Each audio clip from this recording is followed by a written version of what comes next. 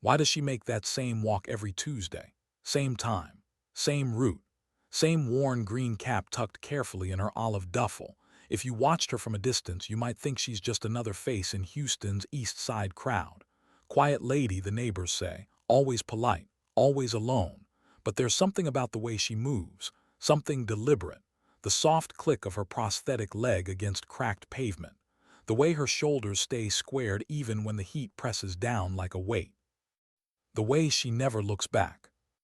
Ava Morgan's apartment sits tucked behind a faded strip mall where the paint peels and the neon signs flicker after midnight. 2 rooms, a narrow balcony, neighbors who rarely look up. It's not much, but it's hers. A place where no one asks questions, where silence is as steady as the ticking of her wall clock.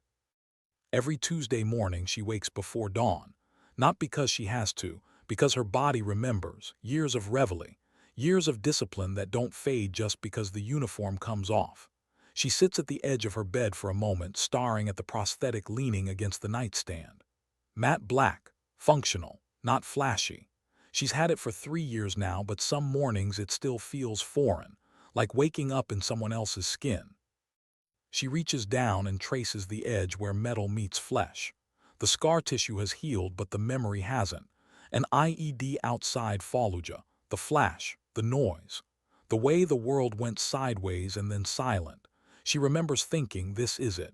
This is how it ends, but it wasn't the end, just a different kind of beginning. She pulls on worn jeans, a faded green t-shirt that's seen better days.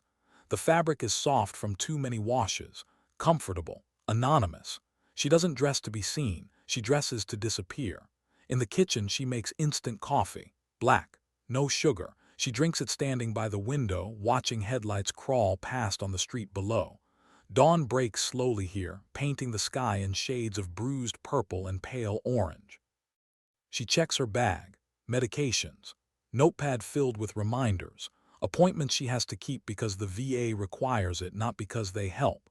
And at the bottom, wrapped carefully in an old t-shirt, the Marine cap, creased, sun-faded. She never wears it anymore, can't bring herself to, but she can't leave it behind either. That cap has been through 2 tours and 3 firefights. It's traveled further than most people ever will. It's the last piece of a life she no longer speaks of. At 7:30, she locks her door and heads to the bus stop. The 77 runs every 20 minutes. She knows the schedule by heart, knows which seat will be empty, knows which stops take longer, knows the exact moment when the VA Medical Center comes into view, sterile and imposing against the Houston skyline. The bus is mostly empty this early. An older man in the back, a woman with grocery bags, a teenager with headphones, eyes closed, head nodding to music only he can hear. No one looks at her, no one ever does, and that's fine, that's preferred. She settles into her usual seat, 3rd row from the back, right side. Window view, she watches the city roll past, strip malls, gas stations, churches with faded signs promising salvation, auto body shops, laundromats, the landscape of ordinary life. The life she left behind when she enlisted. The life she came back to but doesn't quite fit into anymore. Kids used to stare sometimes, at her leg, at the mechanical precision of it. They'd whisper to their parents, point when they thought she wasn't looking. She heard their questions. Why does that lady walk funny? Is she a robot? Their parents would shush them, embarrassed, but never explain, never teach. Just silence the curiosity and move on. She never responded. She wasn't there to educate strangers on sacrifice. At night the memories return, like uninvited guests who know where the spare key is hidden. The scream of mortar shells, the static of broken radios, the weight of someone's blood on her hands, warm and sticky and too much. The way time moved differently under fire, slow and fast all at once. She'd sit by her window long after midnight, watching headlights pass through the blinds like searchlights sweeping a compound. Her apartment was still, but inside her mind, battles replayed on an endless loop. She never talks about it, not to the VA counselor who asks the same questions every month, not to the neighbor who once tried to strike up a conversation at the mailboxes, not to anyone. Ava Morgan doesn't wear her pain like a flag. She wears it like armor, quiet, invisible, unshakable. Her war had ended, but the discipline remained. Wake at dawn, make the bed with hospital corners, keep the apartment clean, follow the routine. Structure was survival, chaos was the enemy. And though the world around her had forgotten what she gave, she remembered, every single day. Houston's midday sun showed no mercy. It beat down on the sprawling construction site like a hammer against an anvil, casting harsh shadows across stacks of cinder blocks, scaffolding, and half-framed walls. The air shimmered above the asphalt, thick with red dust and the steady pounding of hammers. Trucks rumbled in and out. Sparks flew from welding torches. Voices shouted over the rhythm of progress. It was loud, chaotic, alive. Ava walked along the cracked sidewalk that bordered the site. Her steps measured, her prosthetic clicking faintly with each stride. She'd made this walk dozens of times. It was the fastest route to the VA clinic 5 blocks away. Worn jeans, faded green t-shirt, sun-darkened skin, a woman on a quiet mission, unnoticed by most. But today, someone noticed.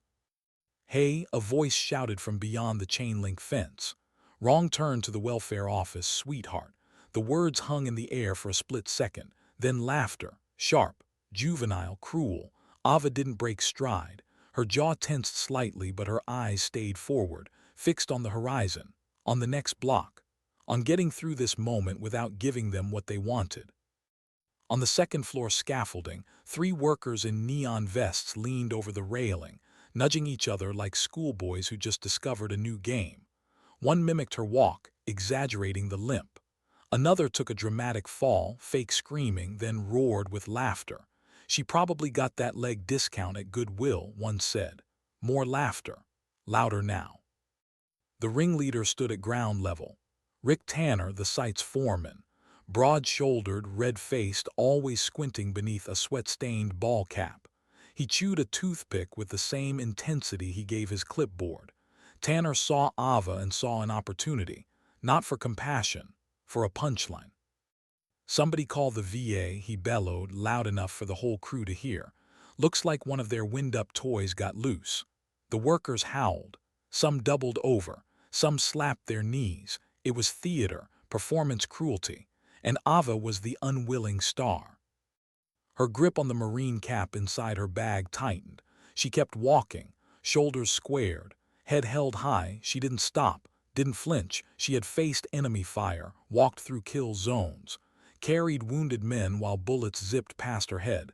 This was just noise.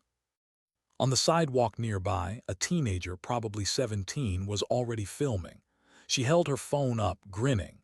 "This is going viral," she whispered to her friend beside her. "Wait till TikTok sees the RoboCop lady." They both giggled, fingers already typing captions, adding hashtags, framing humiliation for entertainment. No one intervened. No one told them to stop. A few workers shifted uncomfortably, eyes downcast, but no one spoke up. Not even the assistant site manager, who watched with folded arms and did nothing. Silence was safer than solidarity.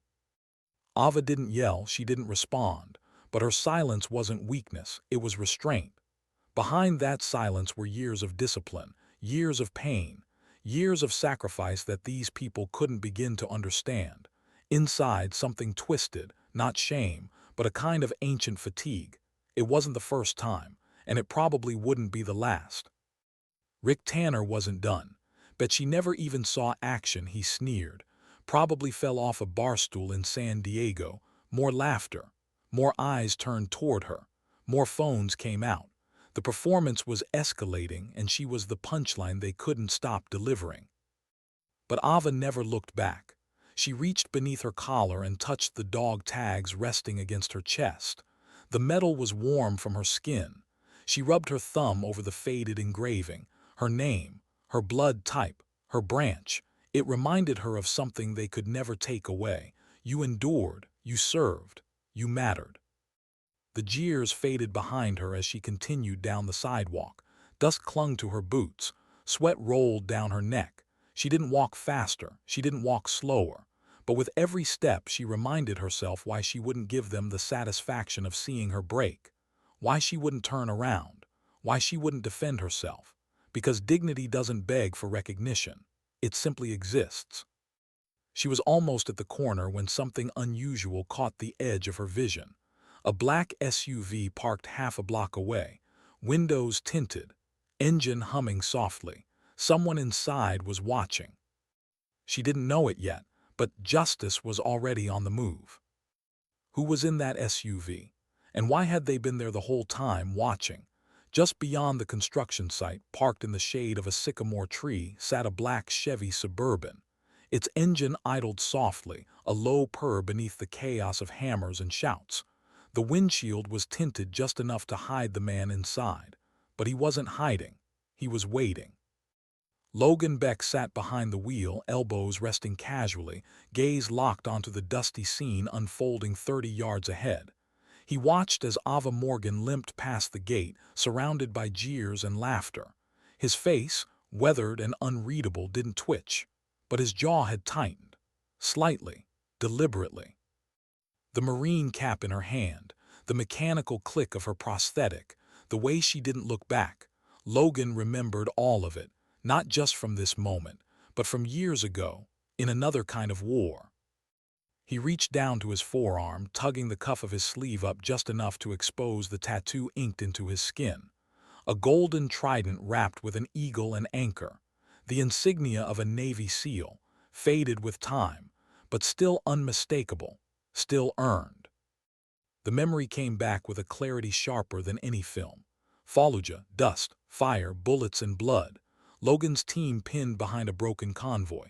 3 civilians bleeding out, no way forward, no way back. And then through smoke and sniper fire, Ava Morgan sprinted across open ground, not once, not twice. 3 times, each trip back she carried someone, dragged them through hell, took fire from 2 directions, never hesitated. The third run, she didn't come back whole. Logan had been there when the IED went off, heard the blast, saw the smoke, ran toward it when everyone else was running away.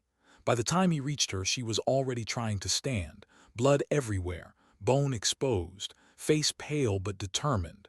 She looked up at him and said 5 words he'd never forget. "Get them out. I'll cover." She never asked for thanks, never attended the medal ceremonies, never gave interviews. She just disappeared into the VA system like so many others, became another file, another number, another forgotten hero. But Logan hadn't forgotten. He'd kept tabs on her over the years, not in a creepy way, just the way you keep tabs on someone who saved your life. He knew she'd moved to Houston, knew she struggled, knew she walked past this construction site every Tuesday, and today he'd decided to be there, just in case. He didn't expect this.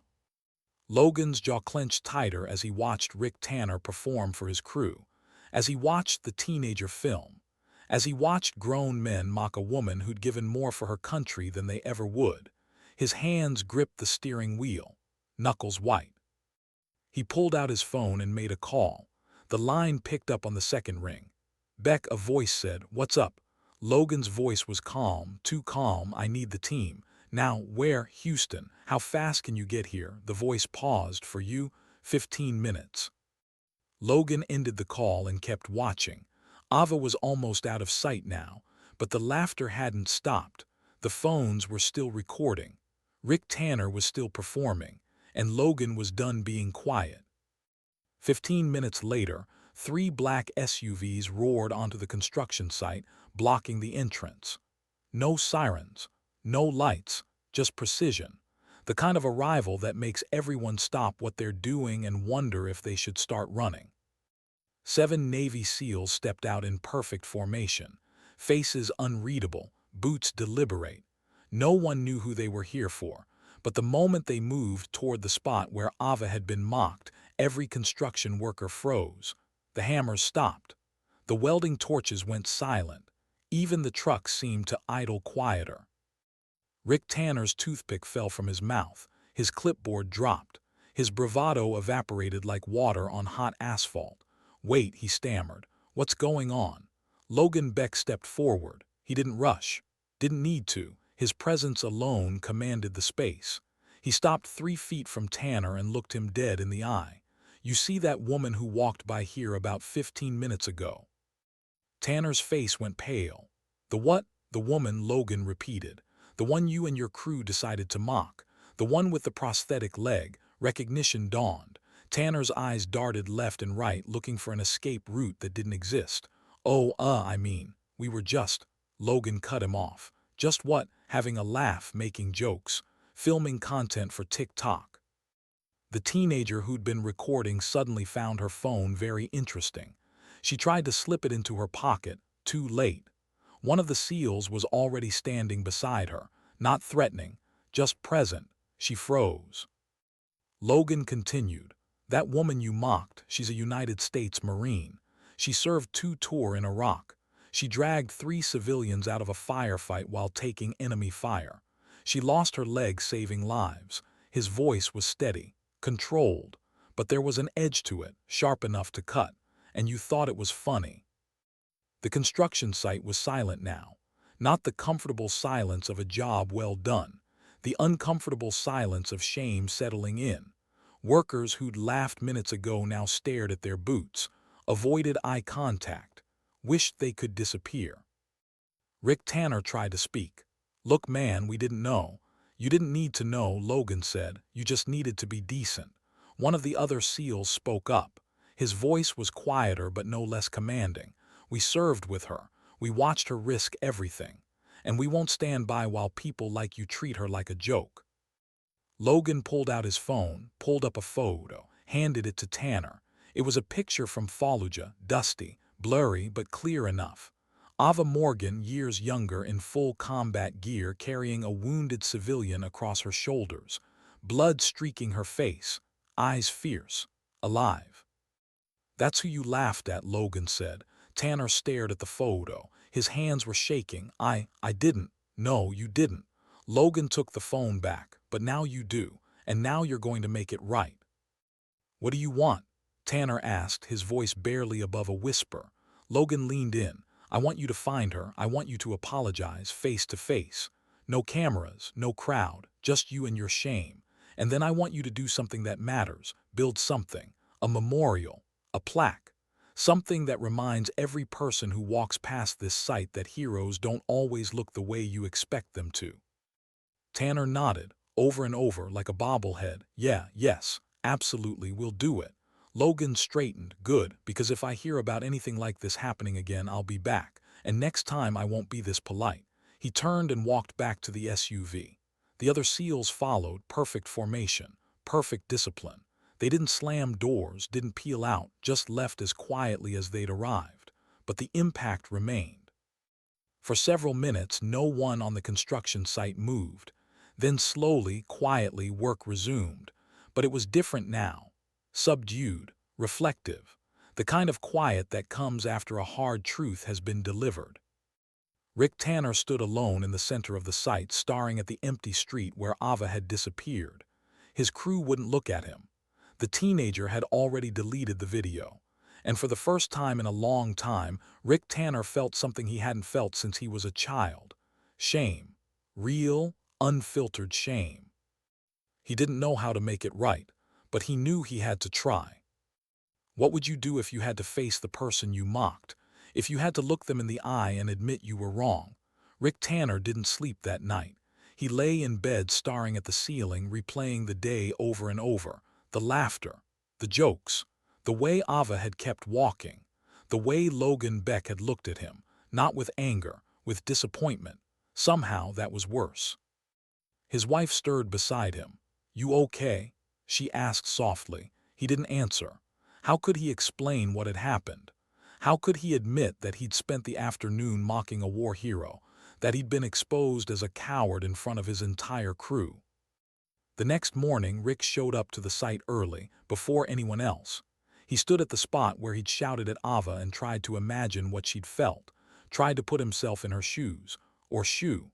The thought made him wince. Even his internal dialogue was insensitive. He pulled out his phone and started searching. Ava Morgan, Marine, Fallujah, IED. The search results were sparse. A few old news articles, a mention in a casualty report, nothing glamorous, nothing viral, just quiet service. quiet sacrifice, the kind that doesn't get clicks or likes or shares. He found a blurry photo from a military database. Ava in dress blues, younger, fierce. A row of ribbons on her chest he didn't understand but knew meant something. He stared at that photo for a long time. His crew started arriving. They moved slowly, spoke quietly. The energy was different, subdued. Everyone knew what had happened. Everyone felt it. The foreman who'd been too loud, the workers who'd laughed too easily, the assistant manager who'd done nothing. Guilt was a shared burden now. One of the older workers, a guy named Carlos, approached Rick. "Boss," he said carefully, "we need to talk about yesterday." Rick nodded. "Yeah, we do."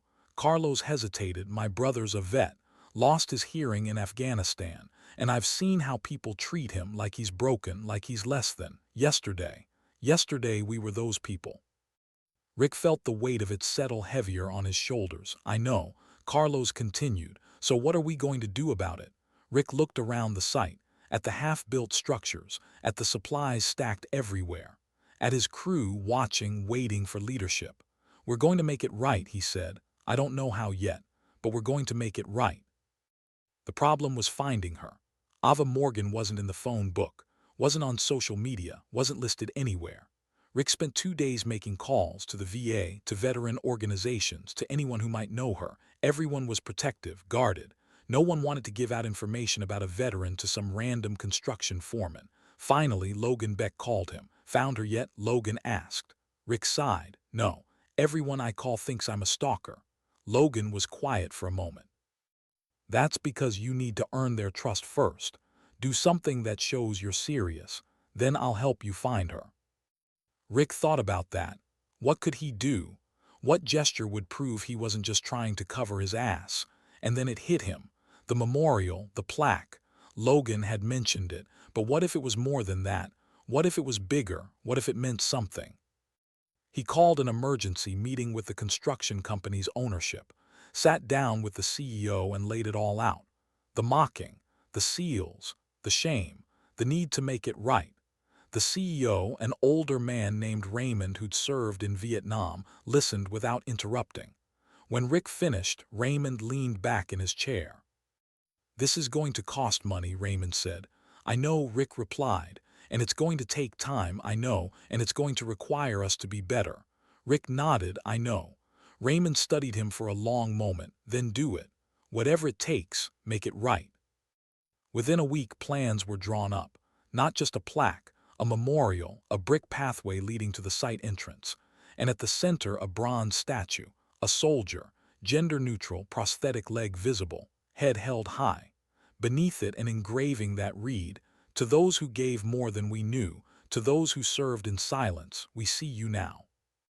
Rick personally oversaw every detail. He met with sculptors, argued over designs, insisted on quality. This wasn't going to be some cheap gesture. This was going to mean something. But he still needed to find Ava, needed to apologize face to face, needed her to know this memorial wasn't just symbolic, it was personal. Logan called again 2 weeks later. "She walks past the site every Tuesday," Logan said. "Be there tomorrow, 10 in the morning, and Rick, yeah, don't bring a crowd, don't bring cameras, just bring yourself and your apology." Tuesday morning, Rick stood at the edge of the construction site, heart pounding. He'd rehearsed what he was going to say 100 times, but now, watching her approach in the distance, every word evaporated from his mind.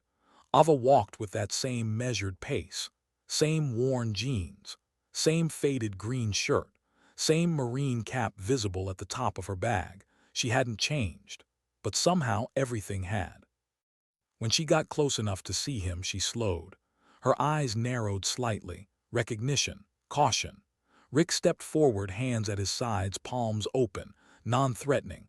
"Vulnerable, Miss Morgan," he said. His voice cracked. He cleared his throat. "I need to talk to you." She stopped about 10 feet away, didn't come closer. Her face was unreadable. "What do you want?"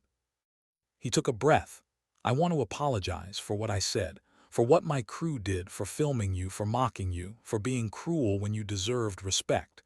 She didn't respond, just watched him, waited. Rick continued.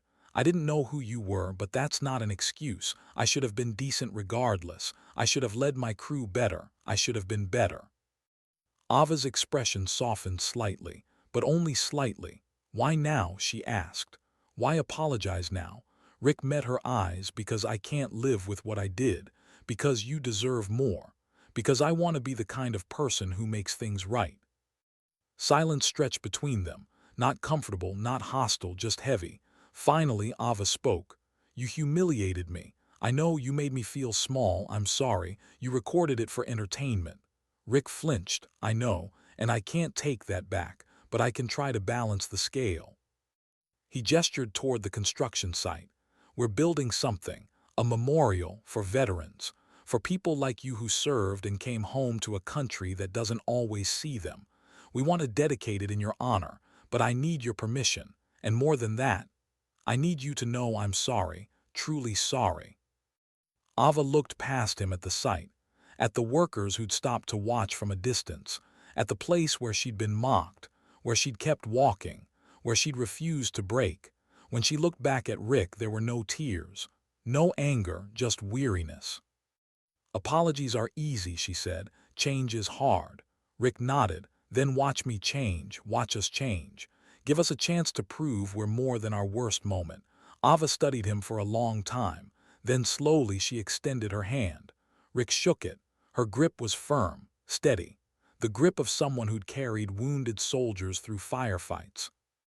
"Okay," she said, "but I'm holding you to it." Rick smiled, a real smile, his first in weeks. "I'm counting on it." Can you really change a person in a single moment? Or does real change take time, humility, and the kind of effort most people aren't willing to give? The memorial took shape over the next 3 months, slowly, carefully. Rick Tanner treated it like the most important project of his career, because it was. He was there every day, overseeing every detail, making sure the bronze was polished, the engraving was perfect, the brick pathway was laid with precision. But more than that, something else was changing, the culture of the construction site, the way people spoke to each other, the way they treated strangers who walked by. Word had spread about what happened, about Ava, about the seals, about the shame and the apology, and it changed people. Workers who once made crude jokes now thought twice. Crew members who used to ignore homeless veterans passing by now stopped to offer water or a kind word. The assistant site manager who'd stood by silently started speaking up when he saw disrespect. Not loudly, not aggressively, just firmly. "That's not how we do things here anymore." Rick organized training sessions, brought in veterans to speak about their experiences, about invisible wounds, about the difficulty of transitioning back to civilian life, about the small gestures that meant everything and the thoughtless comments that cut deep. At first, the workers were skeptical, thought it was corporate nonsense. Diversity training they had to sit through to check a box. But then Miguel spoke. Miguel was a crane operator who rarely talked about his personal life, kept to himself, did his job well. But during the third session, he stood up. "My brother's a Marine," Miguel said quietly. "He lost both legs in Kandahar. Came home to a hero's welcome that lasted about a week. Then everyone moved on, forgot. He applied to 4 jobs, 4, and every single one turned him down. Safety concerns," they said, like he wasn't capable, like his sacrifice made him a liability. The room went silent. Miguel's voice cracked slightly. "He's one of the bravest men I know. And I watched him get rejected over and over because people saw his wheelchair before they saw him. We did that to Ava. We saw her leg and made assumptions. We didn't see the hero. We saw a punchline." After that, something shifted. Workers started sharing their own stories. A nephew with PTSD, a cousin who'd served, a friend who never came home. The training sessions stopped feeling like obligations and started feeling like conversations. Real ones, the kind that changed minds. The memorial was completed on a Saturday morning in late spring. The weather was perfect, clear skies, gentle breeze, the kind of day that felt like a new beginning. The dedication ceremony was small. No press, no politicians, just the construction crew, a few veterans Logan Beck had invited, and Ava Morgan. She arrived early before the crowd. Rick saw her standing alone, staring at the bronze statue, the soldier, the prosthetic leg, the head held high. She reached out and touched it gently. Her fingers traced the engraving beneath. To those who gave more than we knew. Her eyes glistened, but she didn't cry, just stood there, present, remembering. Rick approached carefully. "What do you think?" he asked. Ava didn't look at him, kept her eyes on the statue. "I think it's more than I expected." Rick nodded. "It's less than you deserve." She turned to him then. Her expression was soft, grateful, almost peaceful. "Thank you," she said simply, "for trying, for changing, for this." Logan Beck arrived with 6 other SEALs. They walked up in formation just like they had months ago. But this time there was no tension, no anger, just respect. They stood at attention in front of the memorial and saluted, crisp, precise. A salute that meant something. Ava watched them, and for the first time since Rick had known her, she smiled. Not a big smile, just a small one, but it was real. The ceremony was short. Rick gave a brief speech, talked about mistakes and accountability and the importance of seeing people for who they are. Raymond, the CEO, spoke about the company's commitment to hearing veterans and creating a culture of respect. And then Ava was asked to say a few words. She hesitated. "I'm not good at speeches," she admitted, "but I'll say this. For a long time I felt invisible, like I'd given everything and no one noticed. Or worse, they noticed but didn't care." She paused. "This memorial isn't just for me, it's for everyone who's ever felt unseen, who's ever walked past a crowd and felt alone, who's ever wondered if their sacrifice mattered." Her voice was steady, strong. "It matters. You matter. And sometimes all it takes is one person to see you. Really see you, and everything changes." The small crowd applauded. Not a standing ovation, just respectful acknowledgement. Ava stepped back and Logan stepped forward. He didn't salute this time, just extended his hand. She shook it. And then, to everyone's surprise, he pulled her into a brief hug. The kind soldiers give each other when words aren't enough. After the ceremony, people lingered, talked, shared stories. A young boy, maybe 8 years old, approached Ava shyly. He had a prosthetic arm that peeked out from his red hoodie. His mother stood a few steps behind, watching nervously. The boy looked up at Ava with wide eyes. "My mom says I'm like you," he said softly. Ava knelt down to his level.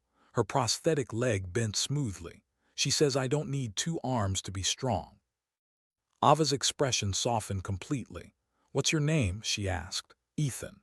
"Well, Ethan," Ava said gently, "your mom is right. You are strong, not because of what you don't have, but because you keep going. That takes courage." Ethan's face lit up. "Can I be a hero like you?" Ava touched his shoulder. "You already are. Every day you wake up and choose to keep going, you're a hero." Ethan beamed. His mother, watching from behind, had tears streaming down her face. She mouthed the words "thank you" to Ava. Ava nodded. It was a small moment, quiet, unrecorded, but it meant everything. As the crowd dispersed, Rick stood near the memorial, watching people take photos, touch the bronze, read the engraving. He felt something he hadn't felt in a long time: pride. Not the arrogant kind, the earned kind, the kind that comes from making something right. Carlos walked up beside him. "We did good, boss." Rick smiled. "Yeah, we did, but it's just the beginning. We have to keep doing good, every day." Carlos nodded. "Every day." Ava stayed until everyone else had left. She stood alone in front of the memorial one more time. The sun was setting now, casting long shadows across the brick pathway. She touched the statue again, whispered something no one else could hear, and then she walked away, not with the heavy weight of humiliation, but with something lighter, something that felt almost like peace. What happens after the apology, after the memorial, after the moment of redemption? Does life go back to normal, or does something fundamental shift in the way people see the world? The weeks following the memorial dedication brought unexpected changes. The video of Ava being mocked, the one the teenager had filmed, had been deleted, but someone had recorded the dedication ceremony. A construction worker had live-streamed it on his personal account, and that video went viral. Not in the way the mockery would have, but in a different way, a better way. People shared it with captions like, "This is what accountability looks like and redemption is possible." News outlets picked it up, local first, then regional, then national. Suddenly, Ava Morgan's story was everywhere. She hated it. Ava didn't want to be a symbol, didn't want interviews or attention or photo opportunities.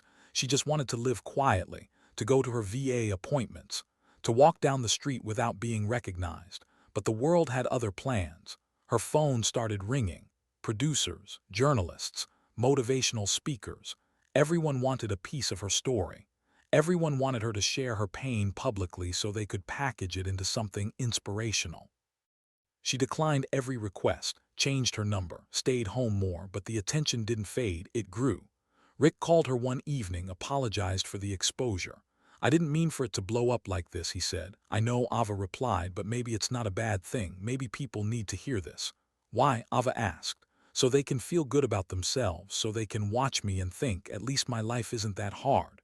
Rick was quiet. "I don't know, I just thought. Maybe your story could help people." Ava sighed. "My story isn't inspiration, it's survival. There's a difference, I understand, do you?"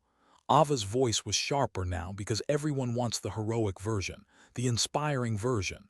No one wants to hear about the nightmares, the chronic pain, the days I can barely get out of bed. They want the victory, not the struggle. Rick didn't have an answer for that because she was right. But something unexpected happened. Veterans started showing up at the memorial, not in organized groups, just individually, quietly. They'd stand in front of the statue, touch the bronze, read the engraving. Some left flowers, others left challenge coins. One man left a Purple Heart medal with a note that read, "You carried us. Now we carry you." Word spread through veteran communities. The memorial became a place, a destination, a symbol of something bigger. People drove hours just to see it, to feel seen, to remember that their service mattered. The construction site, once a place of mockery, became a place of healing. Rick watched it happen with a mixture of pride and responsibility. He hadn't anticipated this, hadn't realized that one memorial could become a gathering place, could mean so much to so many. He started keeping a journal, documenting the visitors, the stories they shared, the impact they described. He thought maybe one day he'd compile it all, maybe share it with Ava, maybe help her see that her story, painful as it was, mattered.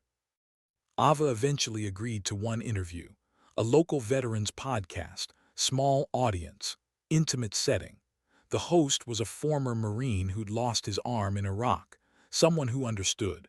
They talked for 2 hours, not about heroism, about survival, about the difficulty of coming home, about feeling invisible in a country that claimed to support the troops but didn't always know how. That interview resonated, not with millions, but with the right people, veterans who felt alone, families who didn't know how to support their loved ones, communities that wanted to do better. The memorial's impact grew, not through viral fame, but through genuine connection. The construction company expanded its veteran hearing program, started partnering with organizations that helped former service members transition to civilian careers. Rick personally mentored 3 veterans, helping them navigate the complexities of construction work and workplace culture. Other companies noticed, started asking questions. "What changed at your site? How did you create this culture?" Rick was honest. "We messed up, badly, and then we decided to be better. It wasn't complicated, it was just commitment." Schools started bringing students to the memorial. Teachers used Ava's story in lessons about respect and sacrifice. Kids wrote essays, drew pictures, asked questions. One class made a video about what it means to honor veterans not just on holidays but every day. They sent it to Ava. She watched it alone in her apartment, cried for the first time in months. Not sad tears, different tears. The kind that come when you realize your pain wasn't wasted, that it meant something, that it might prevent someone else from feeling the same way. Logan Beck stayed in touch, called her once a week. They talked about everything and nothing, about life, about loss, about the weird way the universe sometimes circles back on itself. One evening he asked her a question. "Do you regret it, serving, losing your leg?" Ava thought for a long time. "No," she finally said. "I regret that it took so long for people to see, but I don't regret serving." Logan nodded, even though she couldn't see him through the phone. "Good, because you saved lives, including mine. And I'll never forget that." The memorial became more than bronze and brick. It became a reminder that heroes walk among us. That sacrifice deserves recognition. That respect isn't something you give only to people you know. It's something you offer to everyone because you never know what they've endured, what they've given, what they've lost. Rick's crew became known for something beyond their construction skills. They became known for their culture, for the way they treated people, for the way they showed up. Other sites started visiting, observing, learning. The ripple effect was real, and it all started because one woman refused to bow her head, because 7 SEALs refused to stay silent, because one foreman chose accountability over ego. Sometimes change doesn't come from grand gestures. It comes from small decisions, from choosing decency, from recognizing when you're wrong and having the courage to make it right. The memorial stood as proof that redemption is possible, that people can change, that dignity, once acknowledged, can transform everything. How do you measure the impact of a single moment, a single salute, a single apology? Maybe you don't. Maybe you just let it unfold and trust that dignity plants seeds you'll never see grow. 6 months after the memorial dedication, Ava Morgan found herself standing backstage at the National Veterans Conference in Washington, D.C. She'd never imagined being here, never imagined being asked to speak in front of thousands. She wasn't a polished politician, wasn't a media-trained spokesperson, didn't have talking points or a publicist, but the organizers had been persistent. Your story matters, they said. People need to hear it. She'd almost said no, almost declined like she had dozens of times before. But then she thought about Ethan, the little boy with the prosthetic arm, about the veterans who visited the memorial and left pieces of themselves there, about the possibility that her words might reach someone who needed them. So she said yes. Now standing in the wings, listening to the hum of the packed auditorium, she felt her heart pounding. Not the fear of combat, different fear. Vulnerability, the terrifying act of sharing pain publicly, of letting strangers into the most broken parts of yourself. A stagehand approached. "You're up in 2 minutes." Ava nodded, adjusted her dress. She wore her prosthetic beneath a simple navy skirt. It was visible. She didn't hide it, not anymore. The lights dimmed in the auditorium. A video played on the screens, images from her service, the memorial, clips from the podcast interview, her story condensed into 3 minutes. When the video ended, applause filled the room, steady, respectful, and then her name was called. Ava walked onto the stage. The lights were bright, blinding almost, but as her eyes adjusted, she saw faces, rows and rows of them, active duty service members in uniform, veterans in civilian clothes, military families, national leaders, and in the front row, 2 faces she recognized immediately. Logan Beck sat in full dress uniform, arms folded respectfully. Beside him sat Ethan, the boy with the prosthetic arm. He wore a tiny Marine Corps jacket his mother had stitched by hand. His small hand rested protectively over a polished challenge coin, the one Ava had gifted him during their second meeting. She took a breath, stepped to the podium. The microphone was too high. Someone rushed to adjust it, a small human moment that broke the tension. She smiled slightly, then spoke. "I used to think honor came from medals," she said quietly, "from ranks, from salutes, from the things you could see and measure. But I've learned that honor doesn't depend on how many limbs you have or how straight you stand. It comes from how you face the storm when everything tries to break you." The silence in the room was electric. No coughs, no shuffling papers, just breath held still. Some of us come home whole, some of us don't. Some scars are visible, some aren't, but all of them matter. She paused, looked directly at Ethan in the front row. And courage doesn't always roar. Sometimes it walks with a limp. Sometimes it wears a small red hoodie and holds its head high anyway.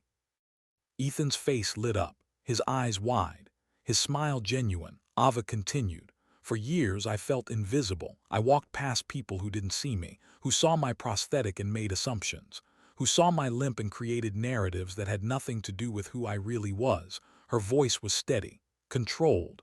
"I thought that's just how the world worked. That sacrifice was forgettable. That service was temporary. That once you came home, you were on your own." She gripped the edges of the podium. But then something happened. Someone saw me, really saw me.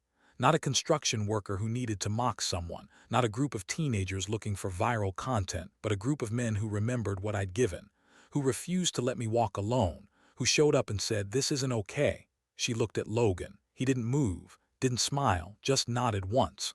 A small acknowledgement between soldiers.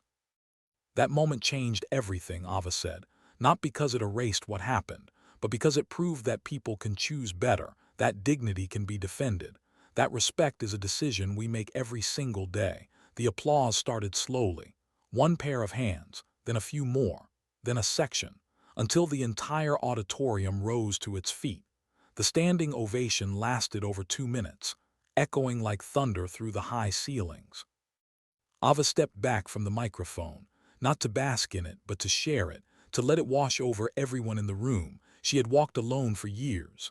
Now she walked with thousands behind her, and for the first time in a long time she felt something she hadn't allowed herself to feel since before the war.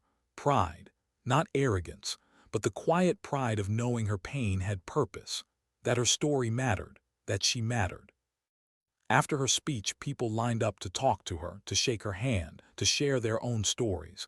A woman with a prosthetic hand, a man with burns covering half his face, a teenager who'd been bullied for his stutter. They came not for advice, but for acknowledgement, for the simple truth that they weren't alone. Ava listened to each one, gave them her full attention, made them feel seen the way she'd longed to be seen. The memorial back in Houston became more than a local landmark. It became a model. Other cities started building their own, small tributes to the forgotten, to the ones who served quietly, to the ones who came home different. The construction company that had once been the site of mockery became a leader in veteran employment. They expanded training programs, hired consultants, created pathways for former service members to transition into skilled trades. Rick Tanner spoke at industry conferences, not as an expert, but as someone who'd failed and learned, who'd hurt someone and made it right. His message was simple: you don't have to be perfect. You just have to be willing to change. And change requires humility. It requires listening. It requires action, not just words.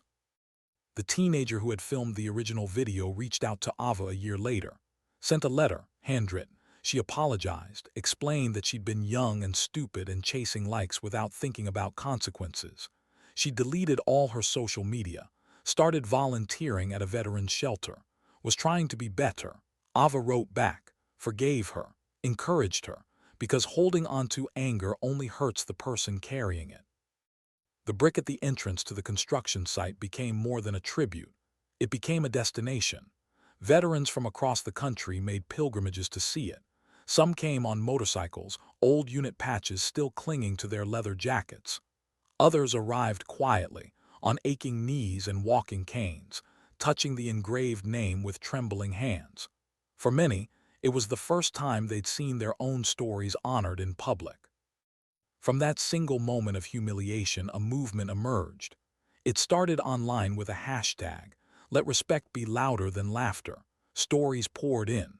Veterans, nurses, firefighters, amputees, cancer survivors, people with invisible disabilities, all telling the world they were still standing, not in spite of their scars, but because of them. Ava stood at the closing ceremony of the National Veterans Conference, the spotlight bright, the crowd attentive. She delivered her final message, not rehearsed, just honest. "Scars aren't shame," she said. "They're proof you survived. They're maps of battles fought, evidence of strength, reminders that you're still here." The room rose once again, but this time no one was clapping for a speech. They were clapping for the truth. Spoken by someone who had walked through fire, been mocked in broad daylight, and still stood without bitterness. Ava Morgan had never wanted to be a symbol, but now she was. A reminder that heroes walk among us every day, sometimes limping, sometimes quiet, but always brave. What began as a cruel joke on a hot Houston afternoon became something much more, a mirror held up to society, asking uncomfortable questions. How do we treat those who have already given us everything? How do we see people beyond their differences? How do we choose respect over ridicule? The memorial stood as an answer, not a perfect answer, but a starting point. A place where dignity was remembered, where sacrifice was honored, where anyone could come and be reminded that they mattered, that their service wasn't forgotten, that their scars told stories worth hearing. Ava continued her quiet life, still took the bus on Tuesdays, still went to her VA appointments, still walked past that construction site. But now when she passed, workers nodded respectfully. Some saluted, some just smiled, and she felt something she'd been searching for since the day she lost her leg. She felt seen. Logan Beck stayed in her life, not as a savior, but as a friend. They met for coffee sometimes, talked about the strangeness of fame, about the weight of being remembered, about the simple beauty of living a life that mattered even if the world forgot your name. And sometimes Ethan would visit the memorial with his mother. He'd stand in front of the statue and practice saluting, not perfectly, but with his whole heart. And every time he did, someone watching would remember. That courage isn't about being perfect. It's about showing up, even when it's hard, even when it hurts, even when the world doesn't understand. The story of Ava Morgan spread quietly, not through viral videos or media spectacles, but through whispered conversations, through veterans telling other veterans, through parents teaching their children, through communities deciding to be better. And in those quiet moments, dignity found its voice. Not loud, not demanding, just present, just real, just enough. Because sometimes dignity doesn't speak, it simply acts. And in that action, in that quiet refusal to bow, in that determined walk forward even when the world laughs, something profound happens. The world changes, not all at once, not dramatically, but slowly, surely. One person at a time, one choice at a time, one moment of respect at a time, until eventually the laughter fades. And what remains is something stronger, something lasting, something true, honor, real honor. The kind that doesn't need applause, the kind that exists because it must, the kind that walks with a limp and holds its head high, the kind that saves lives, the kind that changes worlds, the kind that reminds us all that heroes don't always wear capes. Sometimes they wear worn jeans and faded green shirts. Sometimes they carry marine caps they can't quite let go of. And sometimes they just keep walking, one step at a time, one day at a time, until the world finally catches up and sees them for who they've always been: brave, worthy, unforgettable.